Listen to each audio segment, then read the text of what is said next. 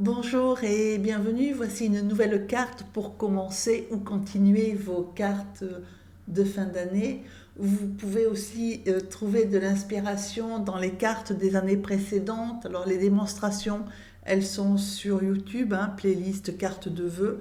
Et sinon, vous avez à peu près une vingtaine, voire 25 cartes en temps réel, expliquées en temps réel avec les esquisses quand elles en ont sur Patreon dans l'onglet collection et carte de fin d'année. On va tout de suite passer donc au matériel. Alors au niveau des couleurs, voici les couleurs que j'ai utilisées. Hein. J'ai utilisé 2 verts, 3 bleus, un violet et puis bien sûr du blanc, de titane, de la gouache blanche. Bien sûr, vous pouvez changer complètement les couleurs. Hein. Ce qu'il faut essayer de privilégier, c'est des couleurs, des pigments transparents, un rouge et un bleu transparent qui fassent violet, et puis du vert. Et ensuite, vous jouez avec le bleu, hein, soit en le diluant pour qu'il soit plus clair, soit au contraire en ajoutant du pigment pour qu'il soit plus foncé. C'est donc du Fontaine de Clairefontaine, 300 grammes, orientation paysage et divisé par 4. Et au niveau des pinceaux, c'est vraiment du classique, hein, un gros moyen. C'est-à-dire qu'un 6 pour faire l'arrière-plan, le 4 et du 2. On détermine d'abord le val, enfin la ligne de crête qu'on a en face.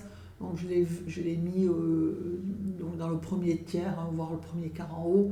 Il faut essayer de faire quelque chose qui soit pas horizontal, donc de vallonné et qui se rejoigne dans une espèce de creux au milieu. Et sur le côté, on va juste esquisser la forme d'un sapin. Mais alors c'est vraiment un sapin comme quand on était petit. Voilà, c'est vraiment juste les branches, hein, les principales branches qui descendent de manière à pouvoir. Alors, vous pouvez les dessiner un peu mieux si vous voulez. C'est ce que j'ai commencé à faire, puis je me suis dit que c'était pas la peine, on allait se débrouiller autrement.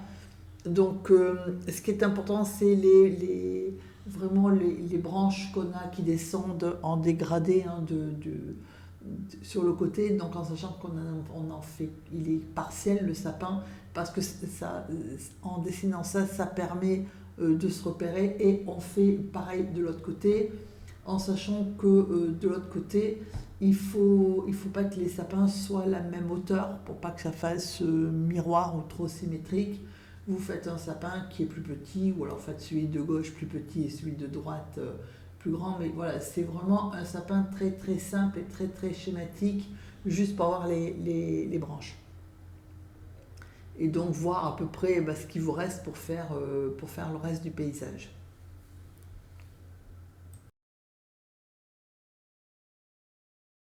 Alors, on va commencer à peindre. Moi, j'ai humidifié, sauf là où justement j'avais mis les branches de sapin. Donc, c'est pour ça que ça sert de repère. Alors, c'est très grossier, hein, comme délimitation. C'est-à-dire que même si vous mouillez un peu le sapin, c'est pas très très grave dans la mesure où de toute façon les branches seront plus foncées que le paysage que vous avez en face.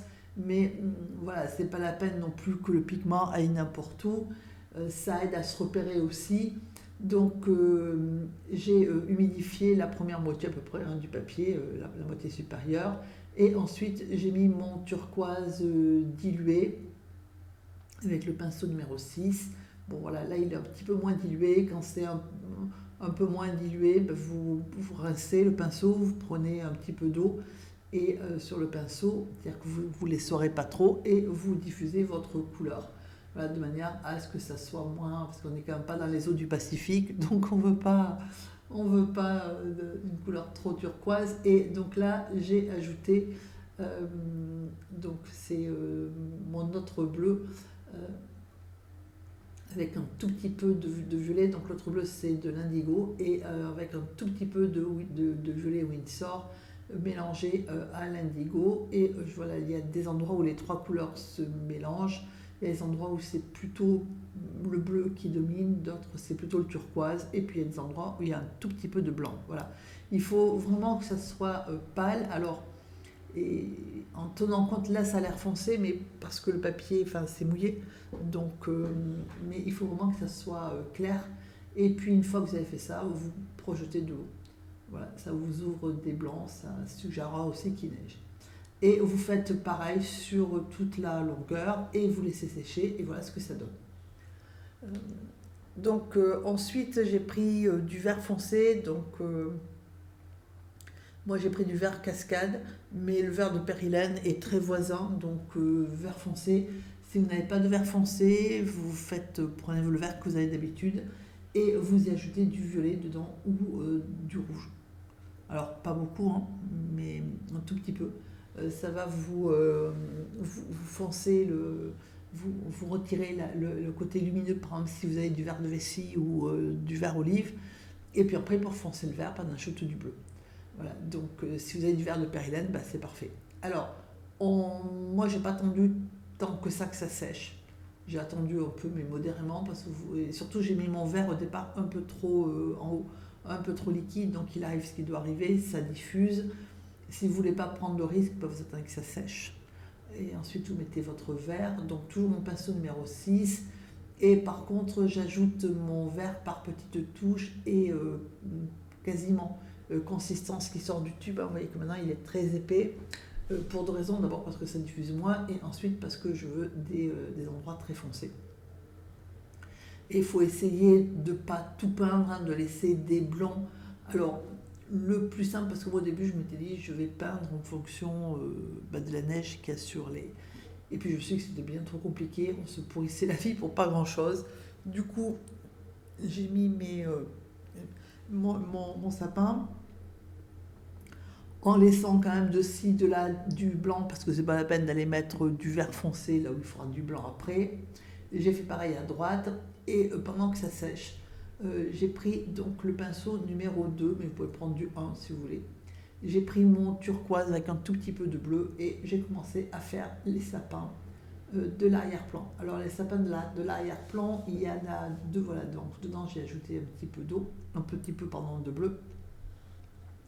Donc il y en a deux qui sont un peu plus près que les autres, donc c'est ceux où la couleur est moins diluée, c'est-à-dire ceux-là.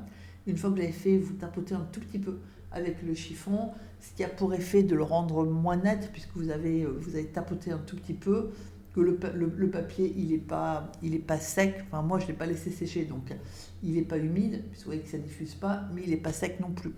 Du coup en tapotant un tout petit peu, ça rend le trait moins net, et c'est bien ce qu'on veut, puisqu'on veut que ça soit au loin avec a priori un tout petit peu de vent qui souffle et qui soulève la neige. Donc on fait son petit copain à côté.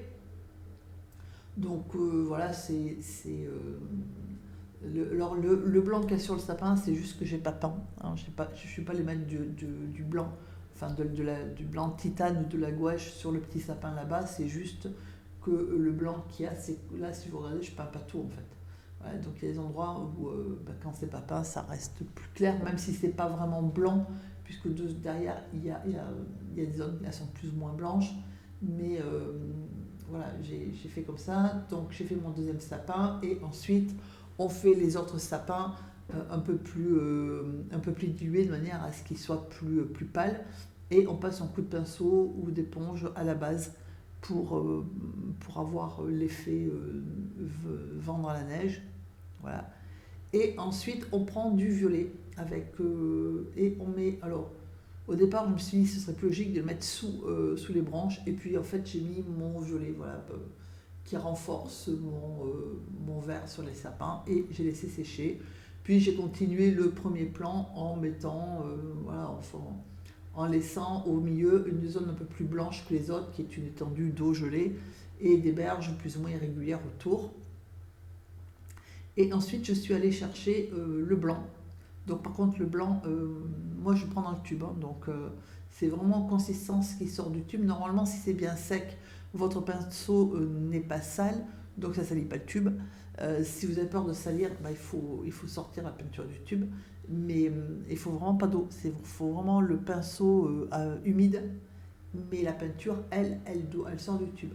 Et donc, vous positionnez votre neige de manière à ce que ça soit cohérent, donc sur le côté un petit peu vers la droite, et puis après au milieu, il faut quand même montrer que le sapin il a une face quand même et qu'il est vers nous.